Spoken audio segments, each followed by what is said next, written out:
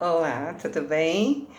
Vamos lá, sexto capítulo do mundo No Mundo Maior, e esse capítulo se chama Amparo Fraternal. Então, André começa a contar, né, que à noite eles estavam à porta de um aposento modesto, numa casa humilde. E gentil irmã da nossa esfera nos aguardava na entrada, nos saudando atenciosa. Calderaro avançou perguntando: E Cândida, como passa? Muito bem, deve estar conosco em definitivo amanhã à noite. Irmã Cipriana me recomendou que a vigiasse para que o desenlace se realizasse tranquilamente. Creio que nossa desvelada amiga já poderia ter vindo, mas, ao que parece, a filhinha, que deixara na terra, reclama certas providências. Entramos. No leito, uma senhora prematuramente envelhecida aguardava a morte. Na fisionomia, os fenômenos de extinção do tônus vital, ou seja, da força vital, né, eram visíveis. Cândida, a irmã que nos merecia tanto carinho, prendia-se ainda ao corpo através de frios frágeis. Pela doce luz que lhe aureolava a fronte, emitida por sua própria mente, eu lhe observava a grandeza da alma, o sereno heroísmo.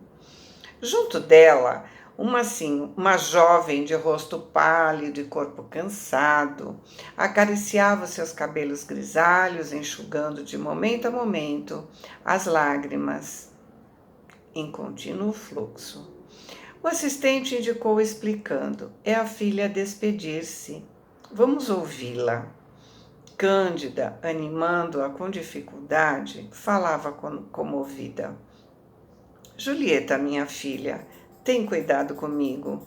Você sabe que provavelmente não mais me levantarei. Receio deixá-la entregue às lutas, à vida sem mãos amigas. A moça trazia a garganta comprimida, chorava muito com extrema angústia. A mãezinha, porém, prendendo a custo a comoção, prosseguia generosa. Meus filhos nos abandonaram. Estamos sozinhas e precisamos pensar. Eu noto que você está perturbada e mais aflita nesses últimos dias. Tenho a impressão de que o dinheiro não dá para as nossas despesas. O que está acontecendo? Tenho sido tão pesada a sua juventude? Entretanto, permaneço confiante em Jesus. Diariamente rogo ao Senhor, não nos desampare. Tenho que seu destino se desvie pelo caminho reto por minha causa. De outras vezes, filhinha, receio que você acabe enlouquecendo. E depois de ligeira pausa, em que apertou mais carinhosamente a mão da mocinha, que não aparentava mais de 20 anos, a enferma continuou: Ouça, você não ignora que nos últimos meses a despesa tem sido enorme. As operações que sofri foram melindrosas e longas. As contas são gigantescas. E o dinheiro? Tranquilize-me, querida. A moça enxugou as lágrimas abundantes e informou: Não se aflija, mamãe. Tenho o necessário. Estou trabalhando. E a mãe, em tom de desalento, disse: Oh, mas a costura rende tão pouco. Não se aflija tanto. Além dos nossos recursos naturais, tomei pequeno empréstimo. Dentro de alguns meses, tudo retornará ao ritmo normal. Deus o permita. E depois de um intervalo mais longo, perguntou: Onde está Paulinho? A filha ruborizou-se e respondeu acanhada: Não sei, mamãe. E ela disse: Não vim há muito? Não, tornou a moça tímida. Desejaria vê-lo. Temo partir de um momento para o outro e não vejo pessoa a quem solicitar assistência para a sua mocidade. Que será de você sozinha ao sabor das circunstâncias? O mundo está repleto de homens maus que espreitam a oportunidade de torturar. Nesse instante, dos olhos lúcidos de Cândida, Escaparam algumas lágrimas que me queimaram o coração, diz André, né? Se eu morrer, minha filha, não se deixe arrastar pelas tentações. Procure recursos no trabalho digno. Não se impressione com as promessas de vida fácil. Você sabe que a minha viuvez nos ofereceu dificuldades angustiosas. Seu pai, contudo, nos deixou uma pobreza honesta e cheia de bênçãos. Em verdade, seus irmãos, fascinados pelo ganho material, nos abandonaram ao esquecimento, mas nunca me arrependi da humildade e do trabalho. Cedo perdi a saúde e muito em breve os desenganos me golpearam o coração. Todavia, nesse leito de silêncio e de dor, a paz é a coroa da minha alma e reconheço que não há fortuna maior do que a consciência tranquila. Sabe o Senhor os motivos dos nossos sofrimentos e privações, e só nos cabe razões para louvá-lo. De tudo quanto padeci, resta-me um tesouro, seu devotamento, minha filha. Seu carinho enriquece-me. Morrerei feliz, sabendo que um coração de filha me lembrará na terra com as preces de amor que nunca morrem. Entretanto, Julieta, não desejo que você seja boa e dócil somente para comigo. Obedeça igualmente a Deus. Consagre a Ele amor e confiança.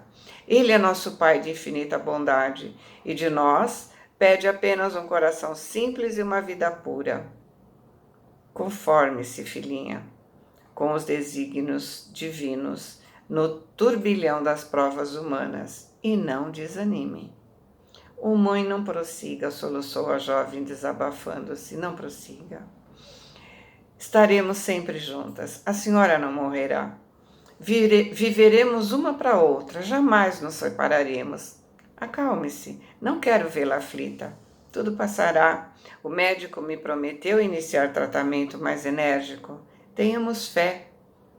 Cândida esboçou um triste sorriso, acariciou as mãos da jovem e falou: Obrigada, minha filha, estou calma e feliz. Olhou os ponteiros do relógio próximo e acrescentou: Vá sossegada, o horário de nossa conversa terminou. Beijaram-se comovidamente e Julieta, após carinhoso adeus, se afastou. Então, Calderaro, atento, disse: Vamos segui-la. Devemos assisti-la com recursos magnéticos. Tem instruções de Cipriana a respeito. Lembra-se a Cipriana, aquela mulher que, por muito amar, conseguiu resolver o problema daqueles dois irmãozinhos no capítulo anterior, né? E agora ela está cuidando da filhinha dessa senhora.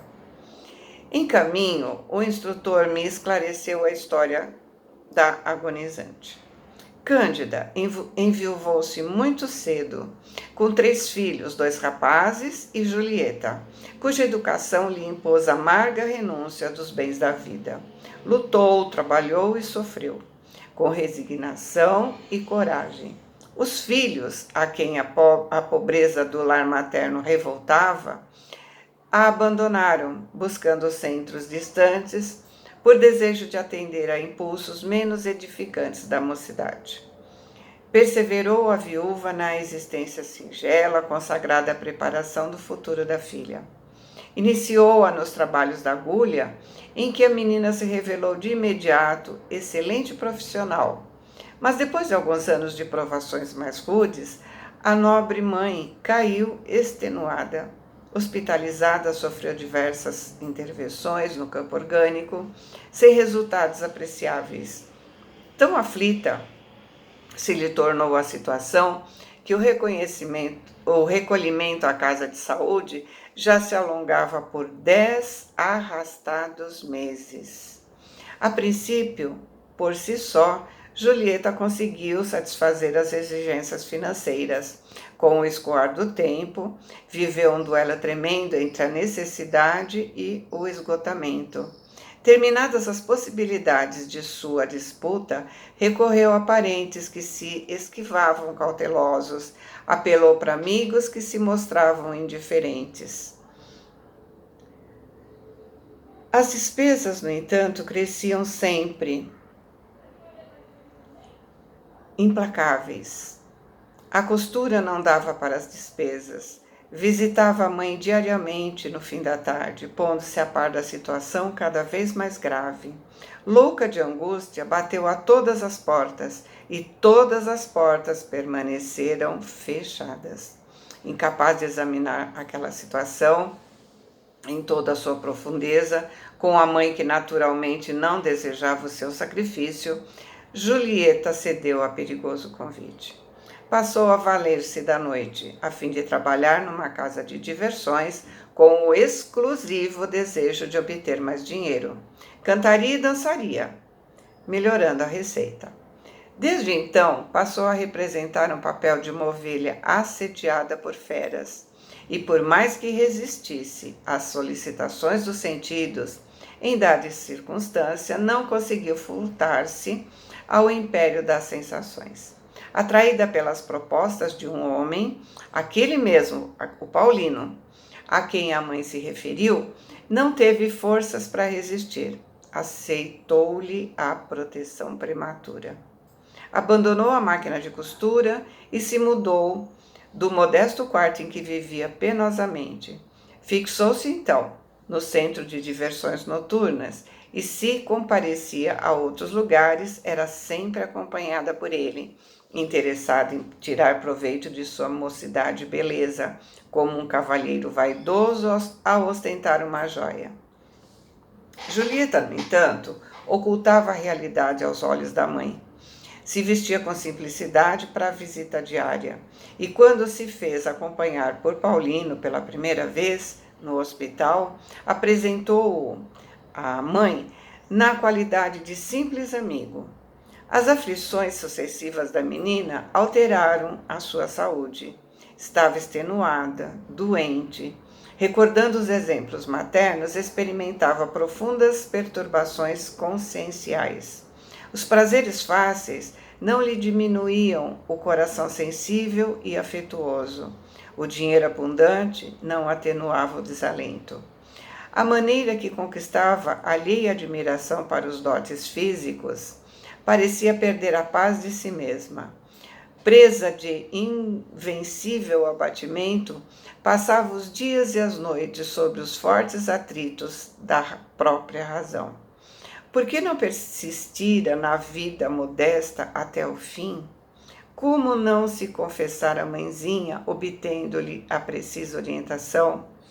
Por outro lado, se sentia desculpada, precisava da cooperação financeira de Paulino para socorrer aquela que lhe deu a vida.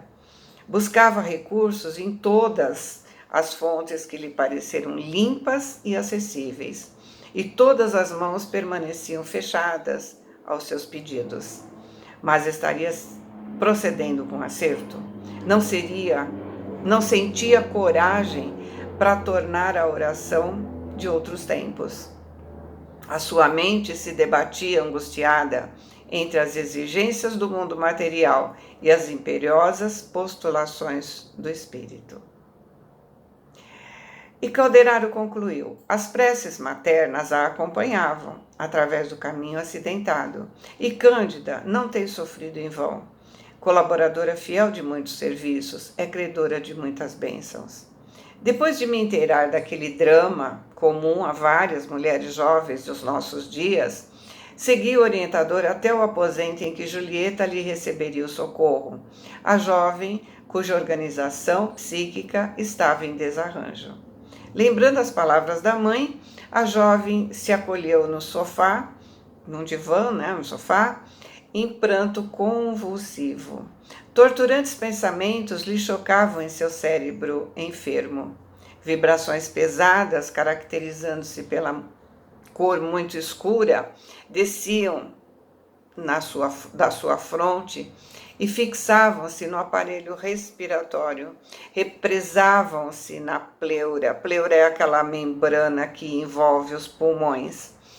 Invadiram os alvéolos dos pulmões e dali passavam para o coração, influenciando as trocas sanguíneas, momento em que a substância fluídica das emissões mentais se esvaecia, absorvida pelas artérias.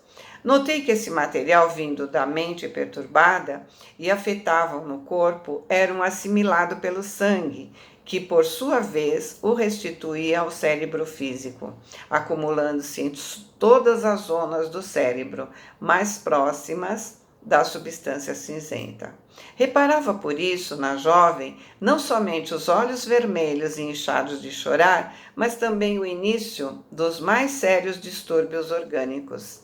Identificando as manifestas perturbações no cérebro e no bulbo raquiano, encarei o meu orientador e perguntei: não estaremos aqui diante da misteriosa origem da encefalite letárgica? Muito mais do que isso, a mente desvairada emite forças destrutivas que, se podem atingir os outros, alcançam em primeiro lugar o cosmo orgânico do emissor. Decidindo-se Julieta por um gênero de vida que lhe provoca violentos e contínuos conflitos na mente, passou a lançar energias fatais para ela mesma. Dotada de distinta educação, extraída ao contato materno que lhe aprimorou as concepções e lhe enobreceu os sentidos, incompatibilizou-se com uma existência de nível mais baixo na crosta planetária. Como sabe quais são os verdadeiros valores, sua mente não deixa que ela viva da forma que ela está vivendo. Por isso, esse conflito que ela está sofrendo. E aí ele continua: a preparação do espírito ilumina invariavelmente, possuindo desse modo sublime claridade interior para a jornada humana. Colheria naturalmente paz, alegria e edificação no exercício das suas faculdades femininas, desde que tivesse um campo de luta em que sentisse a sadia manifestação dos poderes da sua alma. O casamento digno é um campo indicável ao seu caso de mulher nobre, pelo conhecimento e pela sua virtude. Cedendo às tentações de que ela foi alvo, ela se sente intimamente precipitada escada abaixo. Todos os dias ela é constrangida no silêncio a lembrar os exemplos da mãe, a reconsiderar a própria atitude diante da vida e a reconhecer que se encontra desajustada.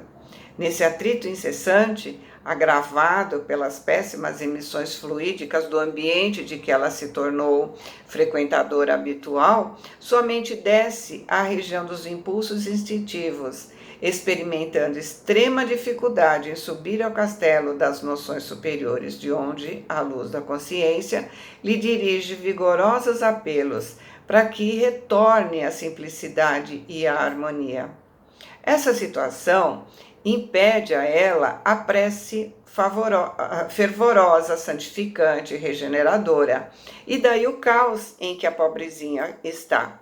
É suficientemente educada para colher qualquer benefício do meio onde levianamente ela se projetou, e dominada pela permanente angústia, faz demasiada pressão sobre a matéria cinzenta,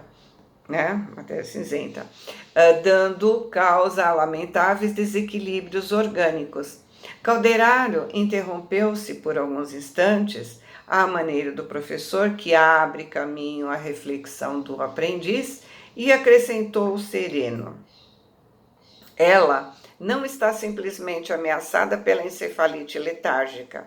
Se aproxima da loucura, com estágios por distúrbios vários, provocados pela disfunção celular. Não somente isso, Julieta, nas circunstâncias em que a observamos, pode ser atingida noutros centros vitais.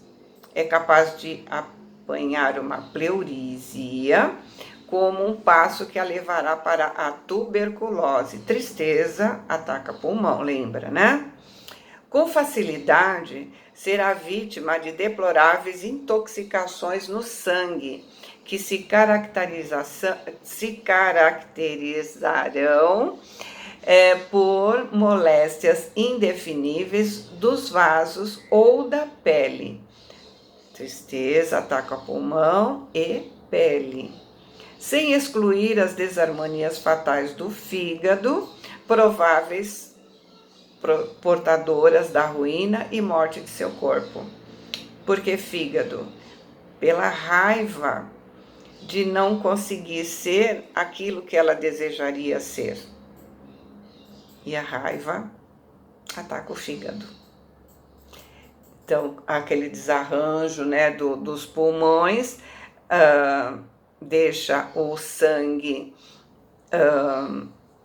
impuro, o sangue é filtrado no fígado e o fígado vai se deteriorando.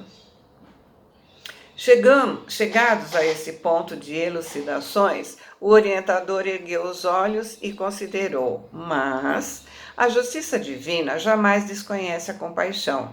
Às vezes, nossa queda precipitada constitui mero desastre parcial a que o desespero nos arrasta. A eterna sabedoria examina o motivo de nossas ações e, sempre que possível, rapidamente nos reergue.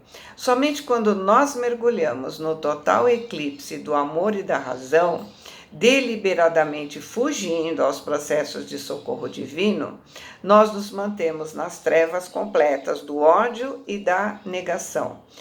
Defrontamos com absoluta dificuldade de receber influências salvadoras. Então, deveremos esperar os atritos cruéis do tempo, aliados às forças de caráter compulsivo, impositor, das leis universais. Se a jovem não pode elevar-se ao plano superior, como ave ferida pelo tiro do caçador impiedoso, a mãezinha doente permanece em poderosas orações transformadoras. A filha caiu para socorrer-lhe a alma. Em vista disso, o amoroso poder de Cipriana agirá essa noite. Calou-se Calderaro, submetendo a lacrimosa menina ao auxílio magnético do nosso plano.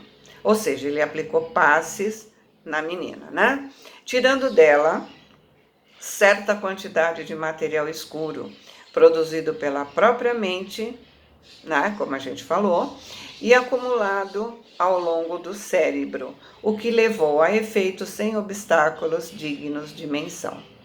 Entretanto, como ele deixou um tanto dessa substância na câmara cerebral, eu perguntei por quê. O amigo tomou significativa expressão fisionômica e esclareceu. Tenho instruções relativas ao caso. Julieta não deve receber toda nossa ajuda hoje. Precisa se manter enferma do corpo para poder se ausentar das noitadas que costuma praticar.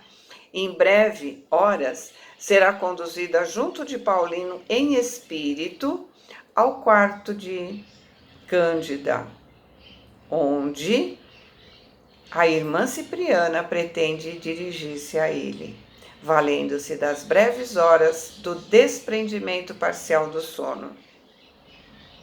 Compreendi tudo e mais uma vez admirei a ordem sempre presente na esfera do espírito.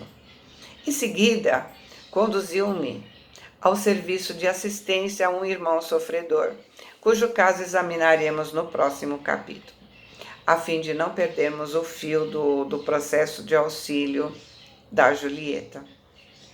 Por volta das 2 horas, em plena madrugada, regressamos ao modesto aposento de Cândida. Esta, fora do corpo desgastado, repousava nos braços de Cipriana, que afagava sua cabeça com ternura de mãe.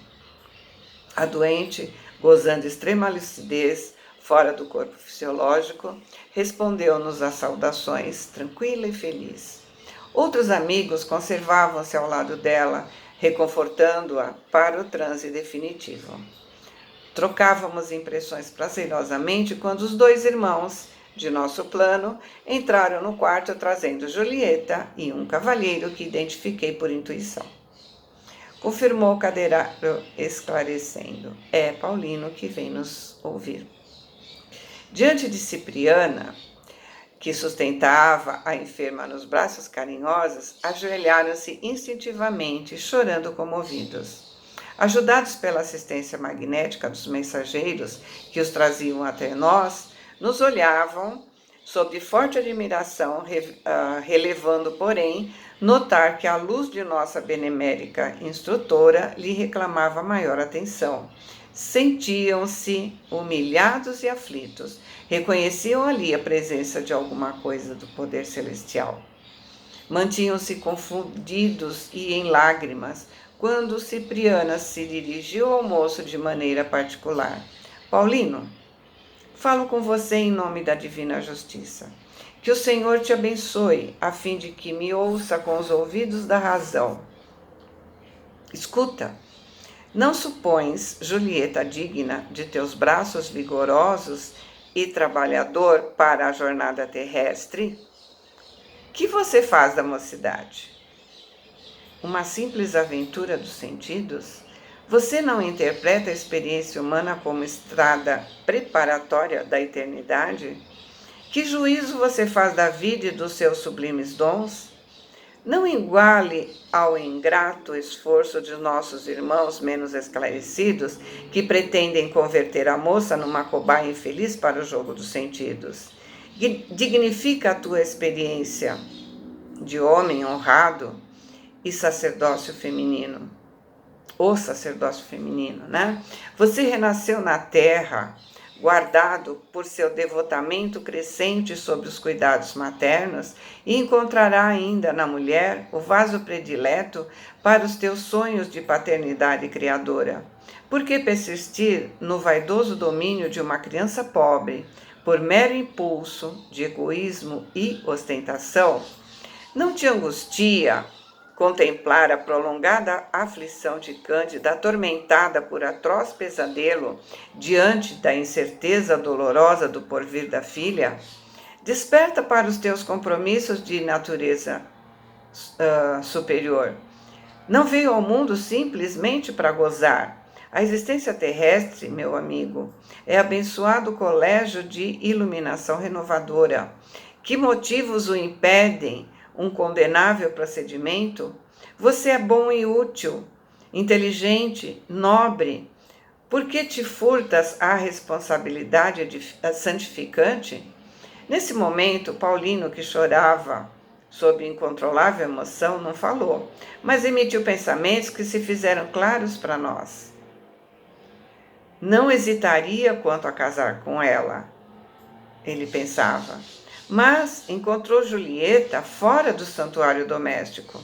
Ele a conheceu num círculo de pessoas menos responsáveis, em clima de sugestões que não convidavam à elevação espiritual. Não seria prudente defender-se? Não era obrigação pensar em casamento com bases mais sólidas?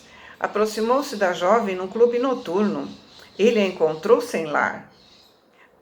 A irmã Cipriana alcançou-lhe os pensamentos, porque ela continuou firme.